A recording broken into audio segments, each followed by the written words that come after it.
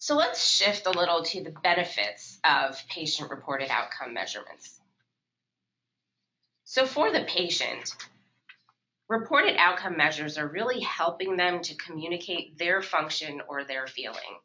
And the use of these survey instruments is facilitating this communication between them and their provider. It's also providing a patient perspective on treatment benefits, which is on terms that really matter to the patient, such as pain, quality of life, and function, which might be different on terms that matter to the provider. And we're also engaging the patient here in the assessment of their own care, making them a better, more efficient user of the healthcare system. And lastly, we're engaging the patient-physician collaboration, which really helps to identify what's working, and if the current plan is not working, change it to something that may work better. So the benefits for the healthcare provider is that this really allows the ability to identify predictors that may lead to poor outcomes. And the earlier you do this in the process, the more time you have to eliminate these outcomes that are not working and shift to ones that may work better.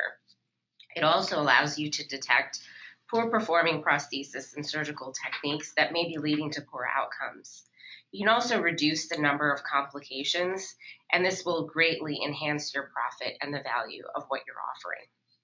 And it also assists providers in medical and surgical decision-making by identifying what is really working, and also reducing the readmissions, which therefore increases your treatment efficiency and decreases your costs overall. Right. So the benefits for the patient and for the provider are really the same benefits for the practice, right, and your bottom line, because outcomes are driving reimbursement. Using patient-reported outcome measurement tools to increase the patient's outcome, right? Well, as we talked about before, it'll increase your value chain, and then, as Dr. Prasad just said, using those outcomes to contribute to the reduction of readmissions, right, has a direct impact, positive impact on your costs as well. So let's take a look at the slide that we talked about earlier, and we'll be looking at some practical examples or putting this into use. And so as you can see here, we talked about there's two different pathways, one being the MIPS quality reporting, and the second being improving patient health outcomes.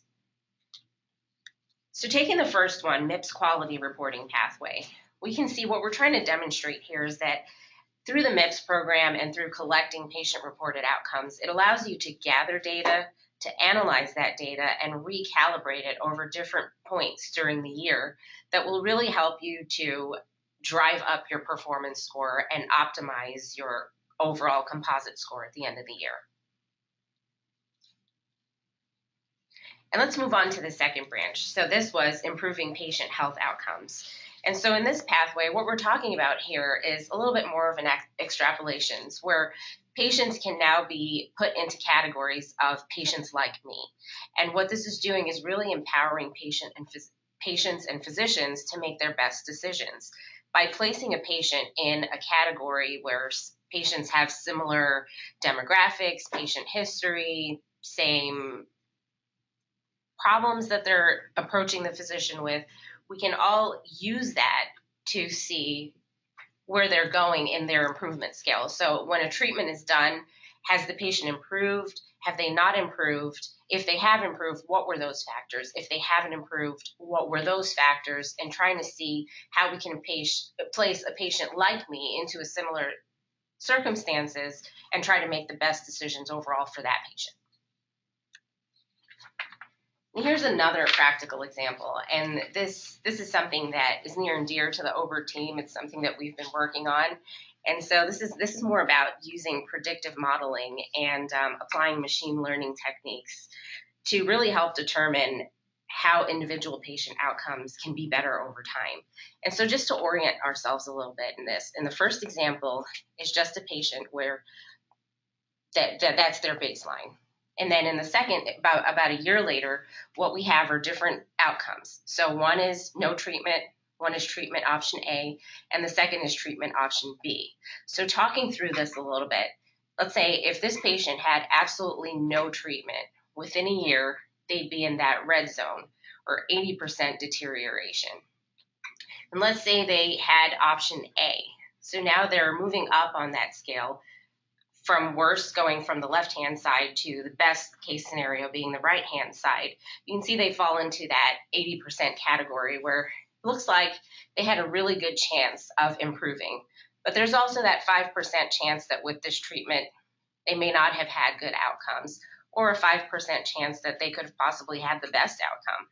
And now if we look at treatment option B, it's taking that same patient, but a different treatment option, and now they're placed in a little bit of a different category, where they're a little farther up on that scale, being 20% they could have been better, or they even had that chance of reaching that borderline of 50% of the time being better. But they also have to keep in mind that there was that 10% chance that they may not have benefited from this treatment.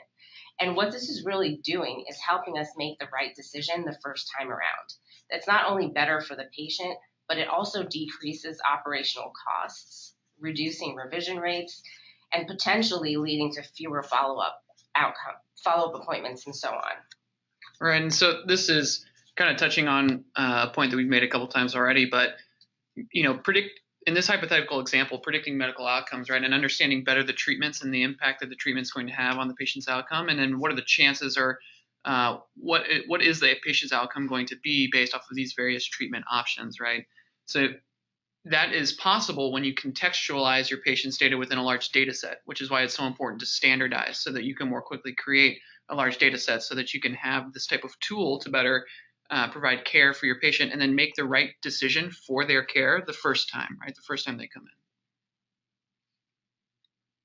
So let's take this one step even further, and let's add one more thing to this equation. And that's like, let's say if a patient reduces their weight before a treatment option, how is that going to affect their treatment option in the long term? So in this case, we have that reduction of weight being indicated by that green arrow.